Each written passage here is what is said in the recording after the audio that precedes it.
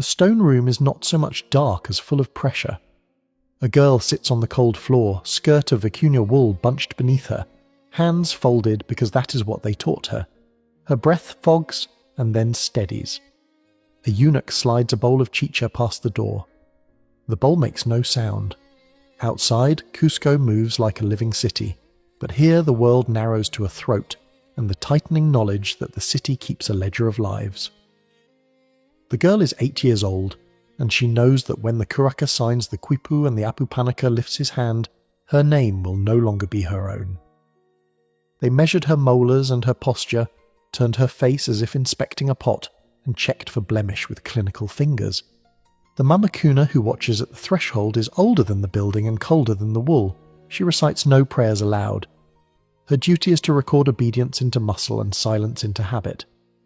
The girl thinks of home, of a mother who will be rewarded for her compliance with a sack of maize, and the thought curves into guilt and then into the hollow place where a childhood used to be.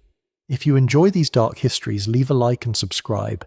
Comment below where you're listening from. I'm genuinely curious to know where these stories reach. The selection is described by Pedro Chiesa de Leon and later by Garcilaso de la Vega, with procedural restraint, but here it is immediate: hands, touch, judgment. Pachacuti, the conqueror who rebuilt Cusco and reshaped the state in the mid-15th century, created institutions that turned beauty into tribute. The Aclla appears as policy in the same breath as the Mita and the Mitma, a mechanism as administrative as it is theological. Curacas from the provinces send daughters, and the empire takes what it wants. The Apupanica are not mythical. They are functionaries, mobile judges who travel on the royal roads to assess who will be incorporated into the imperial body.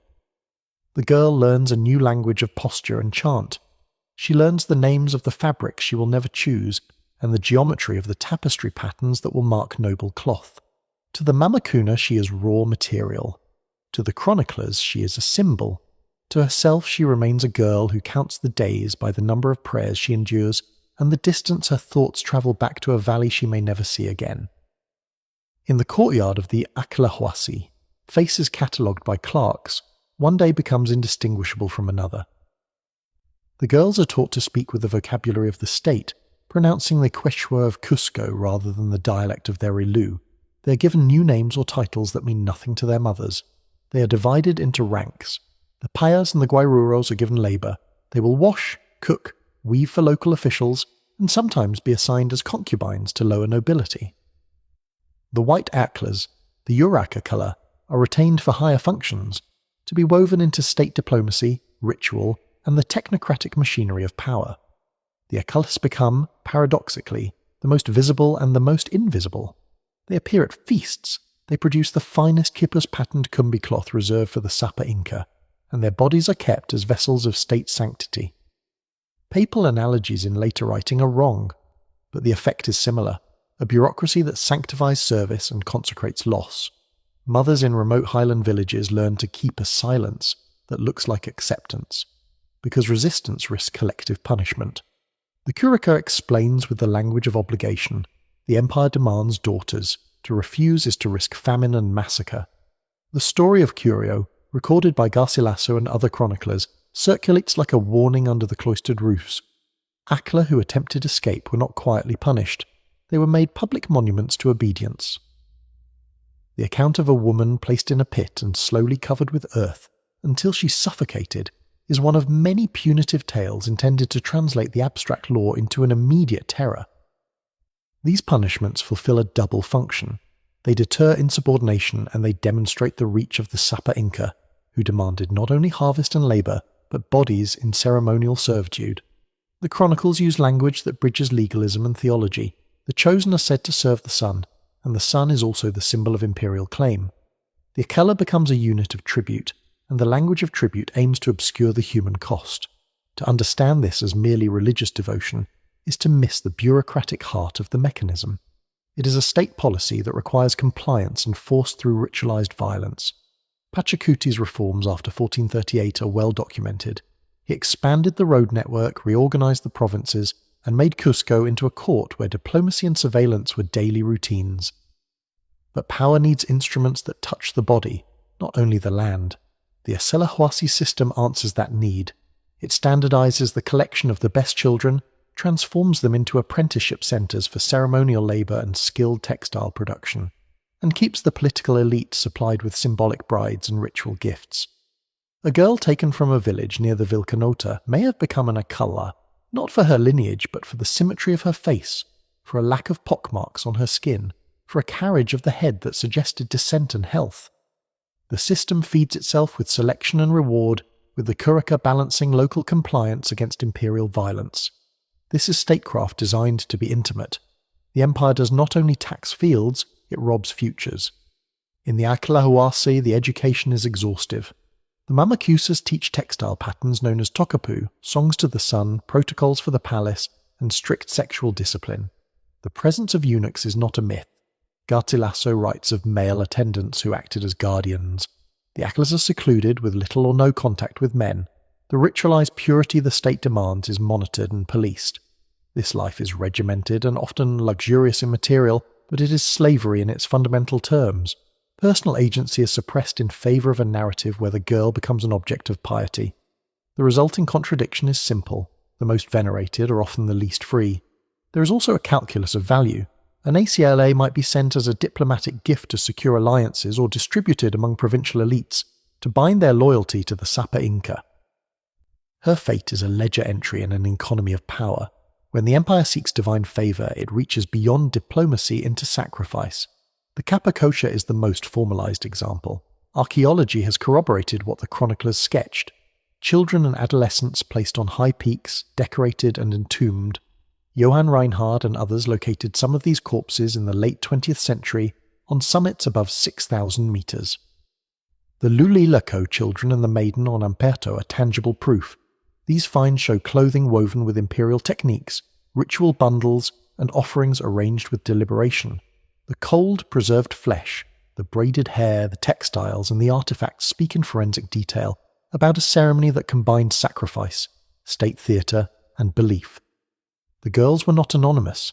They were selected, prepared, and honoured according to a ritual script. But honour in this context is inseparable from annihilation. Scientific analyses have given us a chronology of preparation. Isotopic studies and hair chemistry reveal dietary changes, consumption of maize and llama meat, and in later phases, higher intake of coca and chicha, substances that sedated and steadied.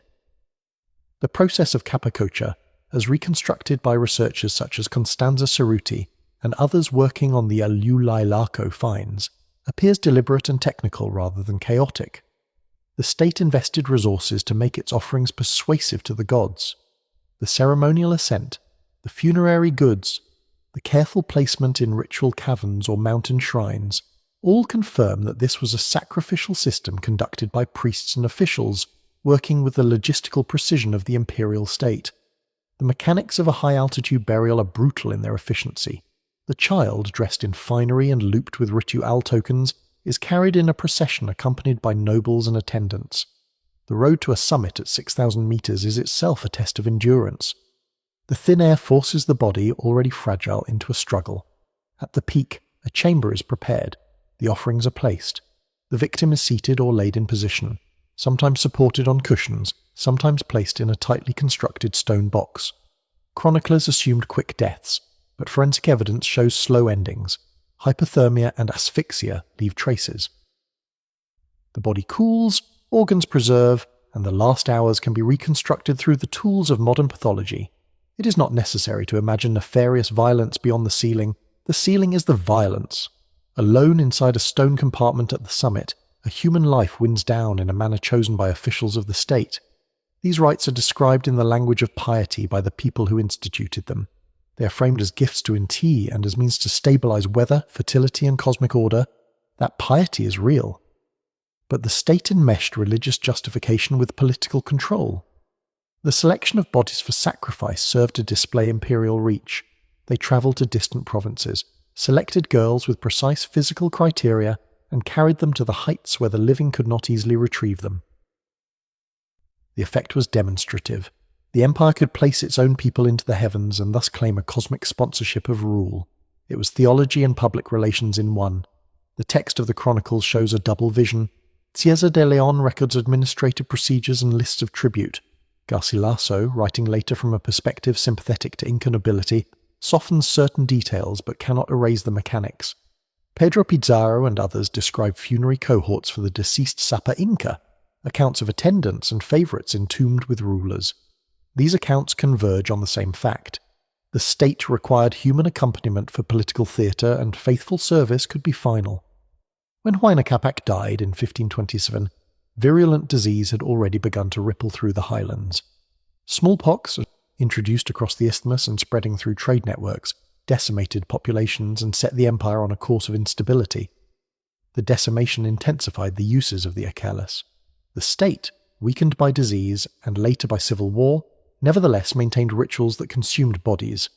The death of Huayna Capac and the arrival of epidemics altered political alignments. The succession crisis between Huasca and Atahualpa in the 1520s amplified the vulnerability of provincial orders and made the redistribution of women and titles a strategic tool. An éclair could be a bargaining chip, an ingredient in treaty, or a ward against rebellion. The civil war diverted attention and resources, but the apparatus of ritual and tribute persisted, often with increased cruelty as factions sought legitimacy through displays of piety. The human cost did not abate because the empire was fracturing. If anything, it became more visible in the nightmarish choices made by local authorities. Into this turbulent landscape arrived the Spaniards. Francisco Pizarro's encounters with the Inca in 1532 and the capture of Atahualpa at Cajamarca are pivot points. The Spanish chroniclers record a scene of violence and confusion, but there is another effect rarely emphasized: the disruption of the ritual machinery. The long-trained system that moved girls from villages to Acalahuasi to summits depended on the continuity of imperial authority. Conquest did not immediately stop the practices, but it created openings and ruptures. In Cusco in 1532, many Achellas found the locks unlatched, the mamacunas absent, and the eunuchs fleeing or dead. The city itself burned, and with it some of the ritual infrastructure that disciplined those inside the houses of the chosen. Chronically described moments of liberation appear in the sources. Pedro Chiesa de Leon wrote that some of the chosen sought refuge with the Spaniards, that they fled the sacred prisons not into freedom as such, but into a different kind of servitude. For many, the choice was stark: remain within a system that guaranteed eventual annihilation in the name of the sun, or enter the uncertain brutality of colonial rule. The Spanish camp could at least offer a future where death by state ritual was not a scheduled certainty. The image of girls running to the conquerors complicates simple moral binaries. It shows that agency sometimes takes the form of choosing the lesser of two violences: killer, a name that appears in scattered parish records as a converted indigenous woman in Lima decades after conquest, is one of the survivors archetypal of many Achellas who endured. She was taken at 8, educated in the Acalahuasi for 6 years, and released into a city reborn under new authority. The surviving records are sparse: baptismal entries, intermittent mentions in encomienda accounts, a death recorded with cause as consumption. But those cold notations map a life that escapes the tidy narrative of either sanitary piety or heroic resistance. Killer lived out her days in a colonial household, serving an encomendero. She traded ceremonial garments for hard labour, but gained something crucial no imperial theology could give: time. Time to age, to build a domestic routine, to witness the slow, lethal advance of Eurasian diseases that would take her at 29. The paradox of Killer's survival is emblematic. Her life illustrates how conquest reordered suffering. Under the Incaic system, she faced near certain death by ritual or by appointment with a noble's household. Under colonial order, she faced exploitation, conversion, and disease. Both regimes objectified her body, but one ended her life ritually for a perceived higher order and the other consumed her through labour and pandemic. The chronicles and parish registers reduce lives to entries, but when read alongside archaeological finds and forensic reports, they form a more complete account. Killer's baptismal record anchors a human presence in the aftermath of the empire's collapse. Archaeologists like Johann Reinhard, Miguel Zarate, Constanza Cerruti, and others found the dead and then let the dead speak through material truth. The Lula Ilaco children, found high on the Argentine-Chilean border, wore garments with imperial motifs, carried offerings, and were arranged in ways that matched ritual descriptions in the chronicles. Radiocarbon dates place some of these burials in the 15th and early 16th centuries. aligning them with an era when the kappa was an established practice.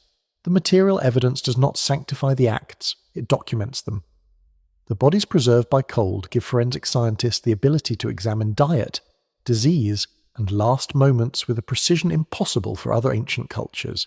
Hair chemistry indicates the intensification of maize, llama meat, coca, and chicha in the months before death. That intensification is a logistical signature. The empire prepared valuable offerings deliberately. The technical competence of the ritual is sobering. The offerings included miniature figurines, finely woven textiles, and the careful placement of food. None of this comforts the modern observer. It confirms that the state invested resources in sacrifice. The political calculus was stark. These offerings placated the Cosmol and displayed imperial power simultaneously. The ritualized killing of children at the summits was not the act of madmen, but of a government that chose to use its people as symbolic currency. That truth is an ethical challenge to historians. We must describe the rituals with clinical clarity and not allow reverence to obscure the violence. The burial of women with dead rulers is another practice that has left traces. Chroniclers recorded mass interments and attendants killed at the funerary rites of nobles and emperors. Spanish accounts of the late 15th and early 16th centuries report mass sacrifices associated with royal funerals. When Huáscar and Atahualpa fought for succession, the stakes included who could claim the most legitimate rights, the most convincingly sacred lineage. The female attendants who accompanied a deceased ruler into the tomb were not anonymous. Sometimes osteological evidence from tombs indicates positions inconsistent with a peaceful, meditative death. Scratches and displaced bones suggest panic and struggle. These traces rewrite the rhetoric of willing sacrifice into a more complex reality, where some died resisting. The line between voluntary ritual and forced consumption is thin and ethically charged. Chroniclers like Bernabé Cobo and Pedro Pizarro observed funerary practice with horror and curiosity.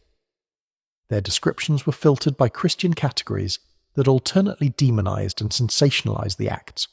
Archaeology resists those filters by turning to bodies and textiles, to strontium isotopes, and to the architecture of tombs.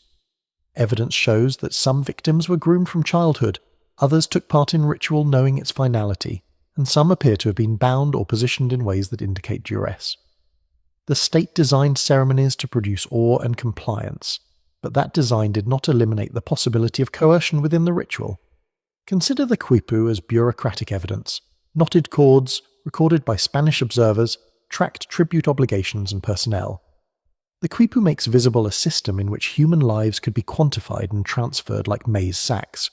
To be selected for the Aclla Cuna could be written into an accounting that balanced provincial obligations against imperial need. That is the chilling administrative logic. The cleric and the priest share a ledger. The curaca negotiates terms for his people, while knowing that a single miscalculation will bring punitive response. The state is efficient in its selection and remorseless in its implementation. The politics of tribute included women as explicit entries. A man who hid a daughter to avoid sending her as tribute faced severe penalties, sometimes the death of his family. The historical records show cases where concealment led to reprisals. This logic turned parental love into leverage used by the state to enforce obedience. These are not metaphors, they are documented procedures. The empire's ability to centralize such practices across thousands of kilometers made it unique in the pre-Columbian Americas and lethal to the vulnerable. Ritual pedagogy matters. Aclas were trained in a liturgy of sacrifice that made the act seem natural and necessary. From their earliest days in the houses of the chosen, the girls learned songs and prayers that transformed their own mortality into an offering language. This pedagogy produced internalized consent in some cases. Women who embraced their role as sacred and who found dignity in the act of serving Inti. But cultural acceptance does not erase coercion. The presence of indoctrination complicates moral judgments. It shows how a state can induce willing participation without removing structural violence from the act. Ethnographic parallels help us read past moral frameworks. Historical theologians and anthropologists have debated whether the Aclla system was primarily spiritual or primarily political. The answer is that it was both. Inca cosmology bound social order to cosmic balance. The Sapa Inca claimed descent from the sun, and thus the capacity to mediate sacred obligations. By ritualizing tribute, the state fused political domination with spiritual authority. When we look at sacrificial victims, we must read them in both registers. They are offerings to cosmic order and victims of a political system that treated certain bodies as expendable. The Spanish conquest practicalized different forms of violence. Encomienda systems converted tribute into labor obligations under Spanish overlords, and indigenous women became household servants, domestic concubines, or were forced into European religious frameworks.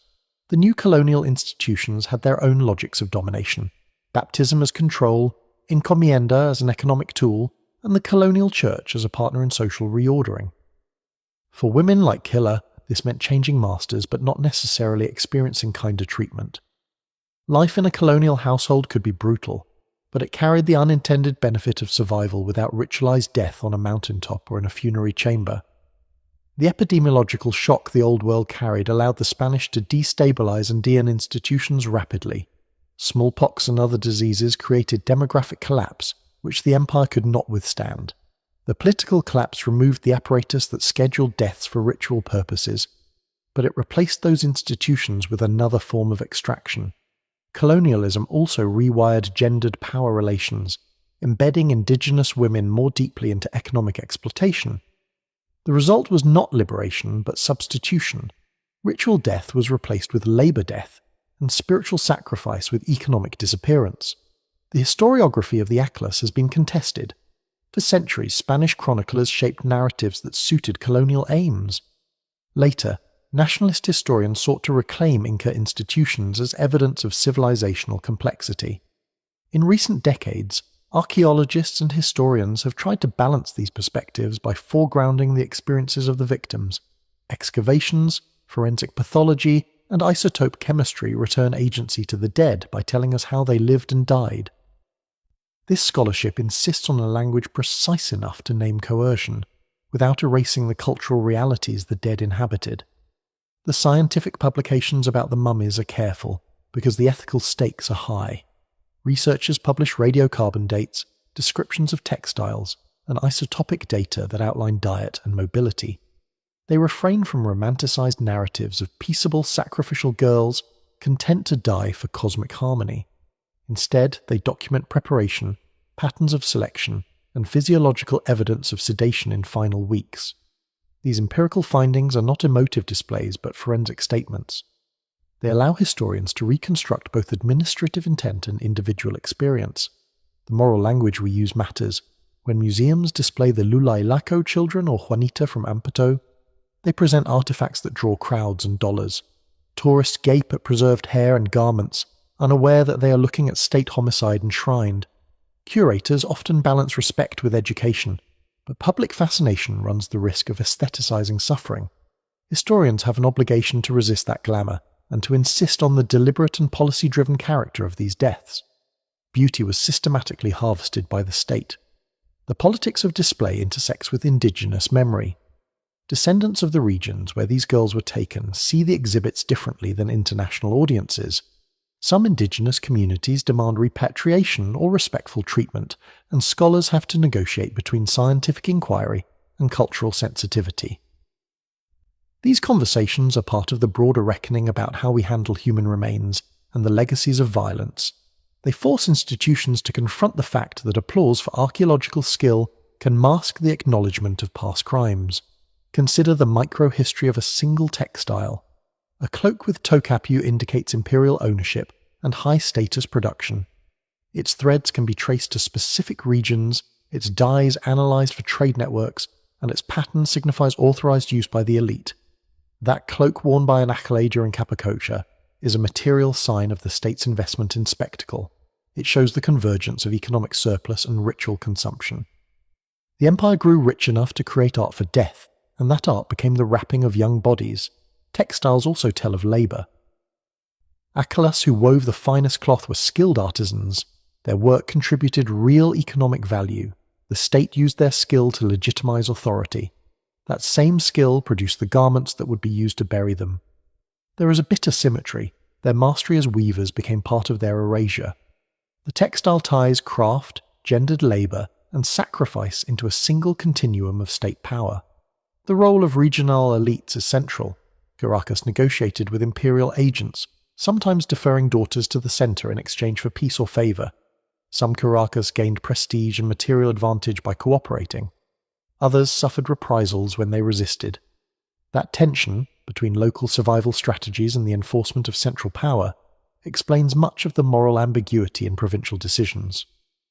A parent sending a daughter could be acting from calculation, from fear, or from a sense of duty shaped by centuries of custom and coercion.